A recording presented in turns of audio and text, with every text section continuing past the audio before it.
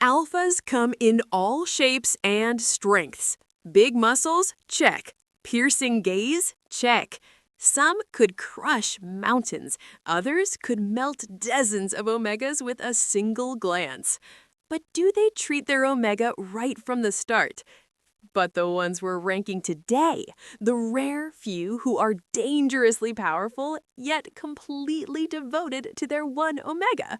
Get ready to meet the alphas who protect, swoon, and yes, go full meow for their chosen mate. Here we go! Number 1 in this countdown, we have the manga with a very short name, Ring. Our first alpha in this countdown is an angel, one with very big wings, who could probably bench press a small car. But instead, he chooses to kneel on the ground to study plants. Not every alpha needs to roar. Some just quietly steal your rainbow mochi snacks and your heart. Right from the jump, the big angel is all calm, low-key protector vibes, stepping in when the little one needs him, but never smothering or taking over. He's strong without being scary, confident without being pushy, and somehow makes you go, yeah, I'd follow him anywhere. As for the little angel, it's a slow burn, all cautious glances and tiny trust steps. But for the big angel, total love at first sight. And yeah, this big winged dude basically is untouchable, the son of the angel realm top celebrity star, a top-of-the-class scorer, a campus heartthrob, and a tree climber. Yes, he has to hide. And one day, on a tree, he met his fated love, an angel with small wings named Tian Chai, which literally means sweet vegetable, a honey blonde-haired teacher, actually. Little Angel is obsessed with rainbow mochi. These are their first encounters. Tai, tai, tai, tai, tai, tian le, ah? Instead of jumping in, all feelings first, or being that guy who's like, tell me your soul now, the big angel just waited. That's Taya's golden alpha number 1. Soon they got married. During a pregnancy examination, even the doctor couldn't help to seduce the big angel. But the big angel is steadfast. Little teacher angel gave birth to an angel egg. 3 months later, one afternoon nap, baby Tai Tian is born. Look, a silver-haired baby angel, just like his father. Well, Ring isn't an Omegaverse in the traditional sense. It's more of a fantasy-tinged BL slice of life. The way the big angel turns everyday life into a rom-com of endless thoughtful gestures, awkward charm, and swoon-worthy attentiveness, proving that you don't need a crown, muscles, or pheromone to be the perfect man. Number 2 in the countdown is the Alpha's Bride. Kaiki Suto, a top-tier war-hardened corporate alpha, heir to a powerhouse all-alpha lineage, raised to intimidate without even trying. Then we have Riku, a young Omega, raised his whole life believing he's an alpha. Riku and parents attended the once-in-a-lifetime invite to a Suto's party. The goal was to debut Riku into high society. Bad timing, though. That night, Riku gets into his very first heat. Innocently attracted a bunch of rogue alphas, and things get dangerous fast, which is how Kaiki steps in and rescued him. Here's the twist. Kaiki assumes Riku is just some reckless young Omega who wandered where he shouldn't, while Riku thinks his alpha is an arrogant man looking down on him. So yeah, not exactly fated mate fireworks. Day 2 of Riku's unprecedented heat cycle. His journey home in the bus home growing suffocating. Like some kind of primal GPS kicks in, Kiki suddenly sensed Riku nearby and is in distress. He pulled over, got out, and tracked him down on foot. His instinct is dead on. Kiki reached Riku just as the Omega's strength zapped and collapsed. That leads to Kiki's #1 golden alpha moment. Subsequent to that is their first encounter. Physically and biologically, Kiki's suspicions confirmed, and Riku's true Omega biology determined.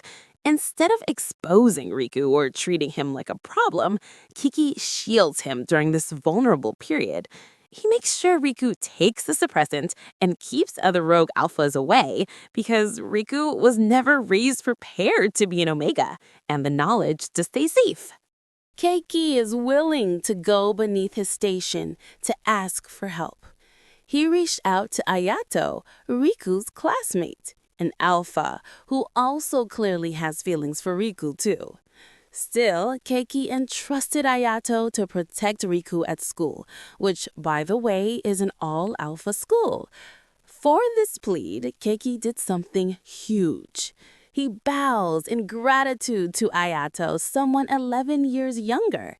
Not just a casual nod, a deep, formal vow. In Japanese culture, that carries serious weight. This is a top of the food chain alpha lowering himself. Pride gets parked aside. Riku's safety comes first. The turning point, where destiny starts stirring the pot. Riku wasn't just mistaken about being an alpha. He was literally raised wrong. As a newborn, he was switched at the hospital 18 years ago. And the one who uncovered the truth? Keiki. But the truth? Keiki creating a safe place for Riku to land softly when everything else crumbles. And here's where the good alpha moment number 4 hits hard. In the heat of an alpha primal intensity, Keiki stops himself. Because he's a grown man, one who understands that deep bonding requires consent from the other party. And Riku is too naive to understand the consequences of marking while he's still figuring himself out. Keiki knows this isn't the moment to act on possessiveness. That self-control, that awareness, that's massive green flag. You think this an ending? No, this is the climax, the real storm arise. Keiki's mother. She's a pure-blood alpha, obsessed with lineage. One look at Riku, rejects him outright. Too low status, born to an escort mother, unfit to bear a Suto heir. Having raised with the pride of an alpha, Riku rejects that fate. He chooses to break up, to finish school, to chase his own paths. Keiki lets Riku go. He puts Riku's future autonomy above his own desire. While waiting for Riku to come around, Keiki builds, buys up more shares, forms alliances, and works his way to becoming the majority shareholder. Soon, the board approved him as the next CEO. Only then he faced his mother not as a son asking permission, but as a leader laying down terms. He makes it clear Riku is his choice, and mother should not come close until she is ready to accept Riku as the first Omega into the all-alpha lineage family. He has the power to take, but chose to wait. He has status, but still bows his head for Riku. That's protector energy, not owner energy. By now, we've seen the unwavering alphas who protect. The third spot goes to love is an illusion. Alpha Dojin doesn't prove he's an alpha by overpowering anyone. He proves it through utmost restraint, unusual patience to not only his biological instinct, but also to a very, very loud Omega who throws tantrums like a never-grown-up child, and in many ways is the hardest to master, even for ordinary adults, let alone alphas. Here are strong, nameable, good alpha moments we spotted in Dojin. The story opens with a funny twist. Haesung, the Omega who thought he's an alpha all along, works part-time in an upscale party with the intention to snag a rich Omega. You did not hear wrong. Haesung hunted for Omega. But Fate has it that his unprecedented first heat struck him right in the middle of this part-time job, and Dojin, the alpha we are looking at, happens to be the one who saved him. Omegaverse trope usually pushes aggressive claiming, but Dojin did the opposite. Dojin held back. He didn't just rush into physical escalation just because pheromones say go. He didn't go all the way. He just helped externally to soothe the writhing Omega to pass his impromptu heat. Gentleman alpha traits? It's 100% restraint, plus 100% respect for emotional readiness. When first presents as an Omega, Haesung feels humiliated, defensive, and expecting to be looked down on. Why is that? Simple. It's because he himself doesn't hold Omega in good view. Since school days, Haesung had been confirmed he's an alpha. So now, the unprecedented heat shatters Haesung's world. He keeps things private because he understands for a new Omega who had grown up with alpha mindset certainly have zero concept of danger lurking in corners for an Omega in heat. Unable to accept the truth, Haesung went reckless, trying to prove himself otherwise. And he didn't even hesitate for a second to rescue Haesung away to safety. Somehow, miraculously, Dojin, as an alpha, has the capability to understand that emotional shame is the real wound. When Haesung gets pregnant, his fear skyrockets. This is his ultimate identity crisis moment. But Dojin treats him like fragile property, becomes more attentive but not suffocating, prioritizes Haesung's comfort and health, reassures him emotionally, shifts from possessive alpha energy to nurturing partner energy, caretaking without ownership. Next is the core. Dojin's good alpha's core. To Haesung, giving birth is like the end of a contract with Dojin. Already weakened by his identity crisis as an alpha turned Omega, Haesung didn't want to have contact with his newborn for fear of attachment.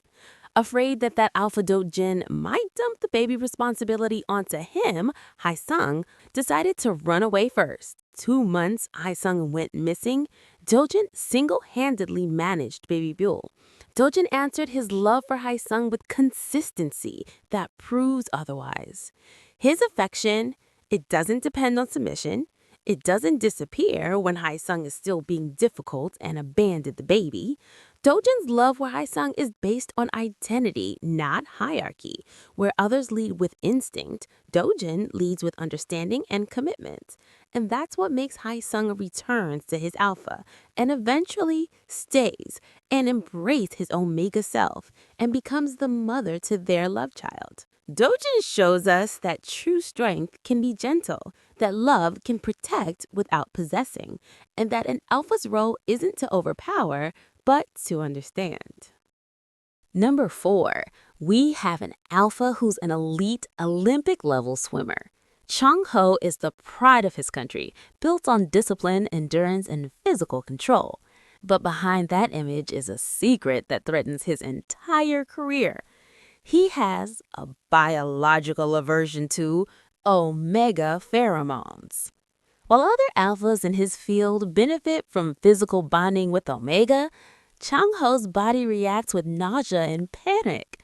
Water becomes his refuge because it dulls scent. Suppressants help him cope until sports authorities classify them as banned substances. Until he's fighting not only his rivals, but his own biology. The turning point? He rescued an Omega from drowning, and that Omega was in heat. Under normal circumstances, this should be his worst nightmare. But something unexpected happens. The Omega's pheromones are odorless. For the first time in his life, his body didn't recoil, didn't feel sick, just calm, curious, and grounded. That Omega turns out to be Urim, the country's legendary Olympic figure skater, who had been spending his life being cruelly labeled as defective Omega. Because of that, he has never been able to attract an alpha. Over time, his life became unbearably lonely, until he met Chang-ho, rejected by the same biological system for opposite reasons, suddenly become each other's exception. Beautiful. Moving on to the next scene, we see spicy bed scenes.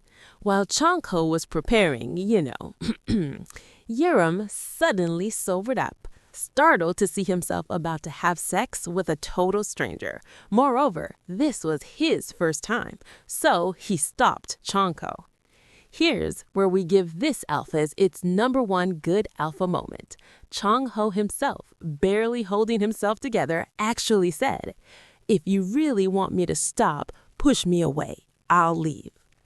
Oh, isn't that swooning? That line matters. Despite the burning intensity, he still summons his best restraint. He doesn't pretend he's unaffected. He doesn't act saintly. He admits desire, but still hands the control over to Yurim.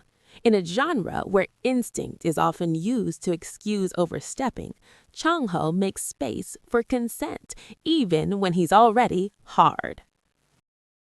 We know that Jung-ho in this story carries in him a lingering PTSD, post-traumatic syndrome disorder, the one issue that triggers him nausea when coming into contact with Omega in heat.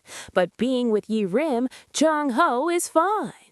But because of PTSD, he refused to extend into romantic relationship. As for Yi-rim, not wanting to lose the only alpha who doesn't reject him, went so far to propose a no-strings arrangement. Biologically, Chung-ho needs Yi-rim's pheromones to right his imbalanced biology, so he agreed to the deal. Now, here's Chung-ho's second good alpha moment #2. Many alphas in fictions would treat such deal as casual hookups, as permission to detach emotionally after play. But Chung-ho doesn't. In the story, we often see he stays behind after every romp between the sheets. He makes sure Yi-rim wakes up to him, present, not an empty bed. He doesn't disappear once his physical needs are met. It's a quiet signal of dependability, the difference between using someone and being accountable to them. With regular sex, Chiang-ho thinks it as exposure therapy. His athletic performance improves dramatically. His hormonal health stabilizes. His coaches celebrate. Everything he worked for seems within reach. Again. When things going smooth, he naturally lets his guard down. He even okay to go on dates with Yi-rim. But during one outing, he's exposed to another Omega's pheromones and nearly collapses. Then the truth hits him, reminding him his recovery isn't real. Yi-rim has become a living shield, a biological workaround to his PTSD. Instead of clinging to the advantage, Chiang-ho does something painful and rare. Chiang-ho chooses integrity over medals, refusing to build his future on someone else's body. So he reiterates that he's using Yi-rim as a tool to solve his biology, and he ends their friends for benefits arrangement. Call him stubborn, call him stupid. Still, that is a good alpha moment for Chiang-ho. We see that's a display of emotional accountability, recognizing when you're taking more than you're giving. Chang-ho's blunt honesty hurts Yi-rim deeply. Chang-ho initially tells himself doesn't need to feel bad to end things with Yi-rim. But his mind doesn't stay in that defensive mindset, ends up doing rounds of self-reflecting, realizing strength doesn't cancel out pain. Before logic, his limbs, as if having a mind of their own, already carrying him after Yi-rim, not to justify himself, because he understands he might have wounded someone who has trusted him. And non-explicably, it breaks Chang-ho's heart to see Yi-rim cries. So Ho decided to give each other a second time. That shift from self-protection to empathy marks real emotional growth, deserving a good alpha moment. Later, Yerim's hormonal condition changes drastically. His pheromones, once odorless, become strongly scented and unstable, the exact trigger for Young-ho's trauma. Yerim afraid his new scent will cause Chung-ho to recoil from him. Unwilling to face rejection, Yerim begins avoiding. Yet Ho still catches up. Here we have the beautiful scenes of Yerim ran into left. Again, Young-ho caught up. This is the moment of dire for Young-ho. This very moment, Young-ho faces two choices. Walk into the confined space of the small lift, now saturating with the one things that trigger his PTSD. Or walk away and protect himself. Young-ho walks in. Needless to describe, Yerim's strong pheromones hit him. His biology instinctively struggled, his body trembles, but still he stays. This is where Young-ho deserves the golden alpha moment number 5. Not for his bravado, but for his deliberate exposure. He chose emotional connection over avoidance. For someone whose life has been ruled by fear, that's an act of courage, a leap of faith. Clap your hands, people. Inside the saturated lift, each breath turns heavy, head dizzy, limbs weaken. Yet he forces himself to stay upright, to stay awake just a little longer, to tell Yerim that he's always hated the burden of being born an alpha, resented his instincts, the expectations. But meeting Yerim has made it all bearable. Before he passes out, he breathes into Yerim's ear, said, "Hush, whisper, I like you." Despite Chung-ho's confession, Yerim still runs. In their last night together, he nodded Yerim. Yerim disappeared without a trace the very next day. For Chung-ho, losing Yerim means the cruel biological condition returns heavily. But he refuses shortcuts, forced himself to train harder instead of turning back to the banned suppressants. Not because he enjoys suffering, because using suppressants would numb his senses, and that would mean erasing the fragile bond with Yerim. At this juncture, most of you who have read this manga knew Yerim, by now, is 2 months pregnant. And due to pregnancy, Yerim develops a sweet tooth and frequented a certain bakery that doesn't do delivery. That's where Chung-ho finally found Yerim after 2 months. In the chapters, we see his promises aren't as possessiveness. We see his way of showing responsibility. Not to claim Yerim like any typical cold, aloof alpha in other manga. For this, Chung-ho deserves to be mentioned with a golden alpha moment, number 6. Why we chose Chung-ho? Chung-ho's strength isn't natural, it's hard-earned. Every step forward requires him to confront his fear, guilt, and the temptation to use someone as a solution. Chung-ho and Yerim's story wraps up with the unbearably sweet arrival of their first child. If you haven't read the manga yet, go read it and prepare for your eyes to be stabbed with the same bleeding envy the rest of us suffered through. The first 4 alphas showed us remarkable restraint, gentleness, and patience. But in the last countdown, the final spot belongs to one alpha who didn't just lead with his heart, he literally reshaped a world. Prince Lee Ryok, born into a life that could have crushed him with the highest expectations, scandalous rumors, and malicious superstitions surrounding the unique trait species. Prince Ryok, born the first alpha in the nation. Every stereotype says he should be arrogant, instinct-driven, entitled.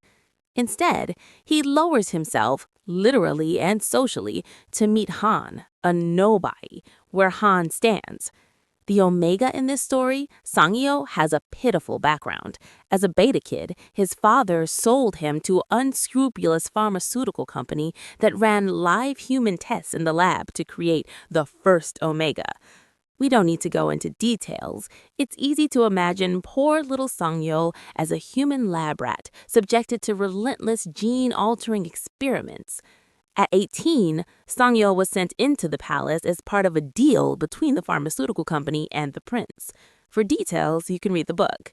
Here, we are only interested in counting the prince's good alpha quality. The story opens with drawing the prince's humanity side beautifully. When he first met Han, the Omega, the creator already humbled him with. The prince ditched his status and nobility, turned into an ordinary to get close to Han. Even for his intention was to investigate, he couldn't help but felt their quiet night chit-chats very enjoyable.